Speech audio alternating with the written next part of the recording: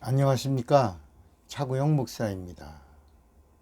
오늘은 물과 성령에 대하여 라는 제목으로 말씀을 나눌 때 큰 은혜가 되시기를 바랍니다. 요한복음 3장 5절에 예수께서 대답하시되 진실로 진실로 내게 이르노니 사람이 물과 성령으로 나지 아니하면 하나님 나라에 들어갈 수 없느니라 그랬습니다. 자, 물과 성령으로 거듭난다 라고 하는 말이 무슨 뜻입니까? 우리는 이제까지 성령으로 거듭나야 해 이런 말을 많이 들었습니다. 그죠? 부흥 강사님들이나 교회 목사님들이 거듭나야 해 성령 받아서 뭐 이렇게 말했습니다. 그죠? 그럼 거듭난다 라는 말이 무슨 뜻일까요? 어떻게 해야 거듭날까요? 자, 그러면 우리가 구약과 신약을 잠깐 좀 알고 이해하고 넘어가야 합니다. 구약 성경에는 하나님의 나라라는 말이 한 번도 나오지 않습니다. 천국이라는 단어가 한 번도 나오지 않습니다. 비슷한 단어가 나오지 않습니다. 이 천국은 영계입니다. 그러니까 구약 성경에는 영적인 이야기가 있다 없다 없는 겁니다. 오순절이란 단어도 구약에는 없습니다. 오순절이 영적인 언어입니다. 침례라고 하는 단어도 구약 성경에는 단 한 번도 나오지 않습니다. 이 침례가 복음이고 진리고 영적인 언어이기 때문입니다. 그러니까 우리는 침례를 의식으로 행하잖아요. 근데 원래는 침례는 믿음으로 행하는 것이라고 말씀합니다.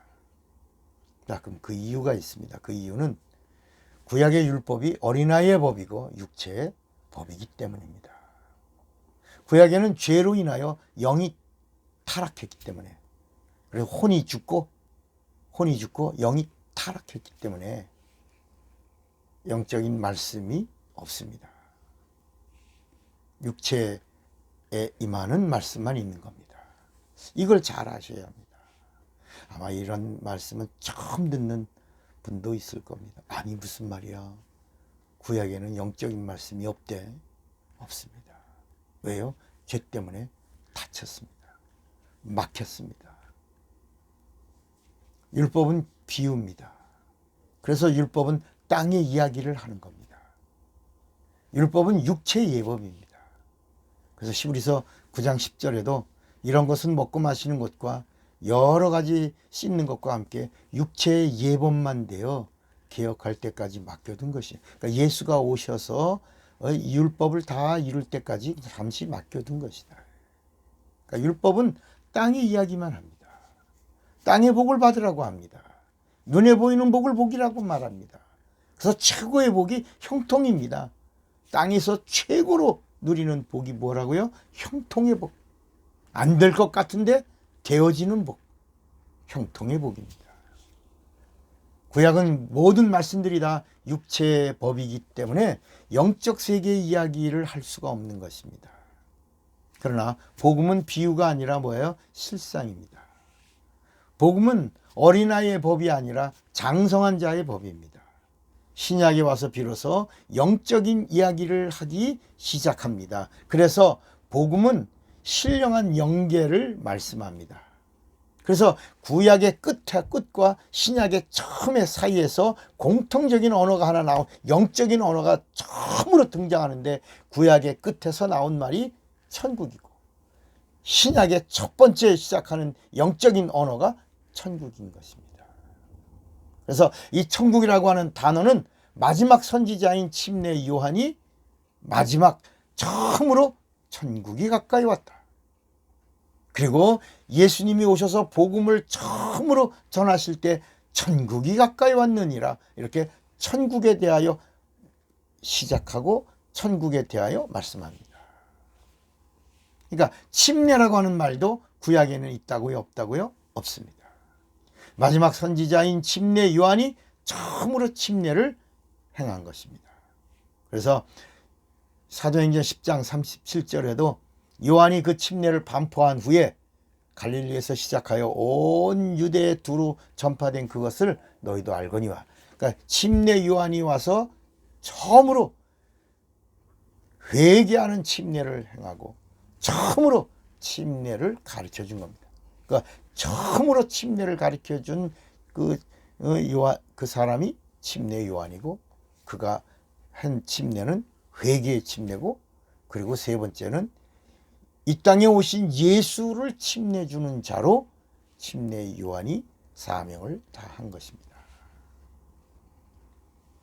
자, 이제 영적 세계로 들어가려면 육으로 난 사람은 들어갈 수가 없는 거죠.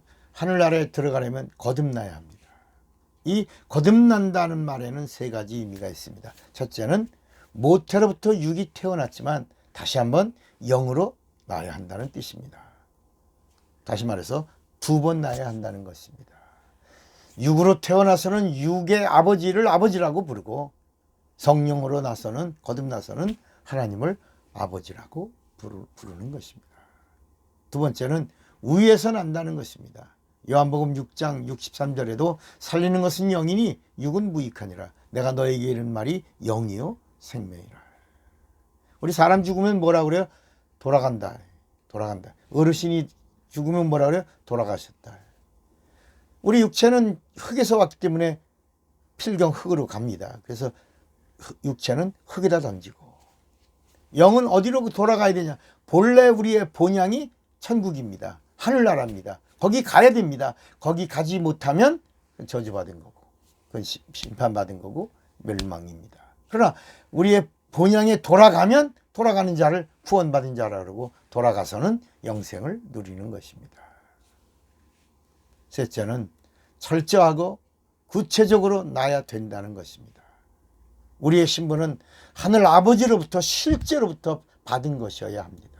거듭남은 이론이 아닙니다. 지식이 아닙니다. 완전한 경험으로 나야 하는 겁니다.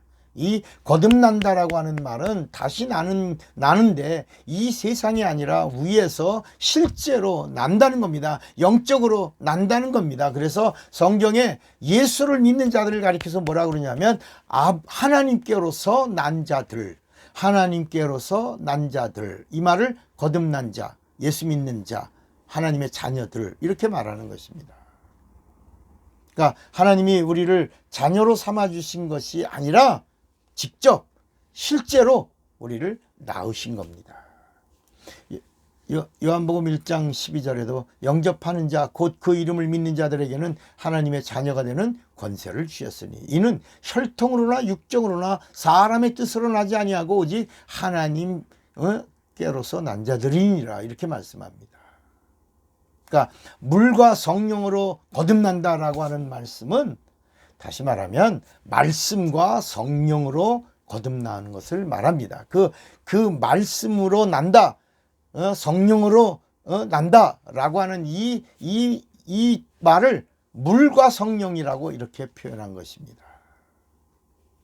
그래서 이 물침례가 있고 성령 침례인데, 물침례는 핵심이 뭐라고요? 말씀입니다. 약속입니다. 언약입니다. 복음입니다. 진리입니다. 그래서 진리와 말씀과 물침례와 복음이 다 같은 겁니다.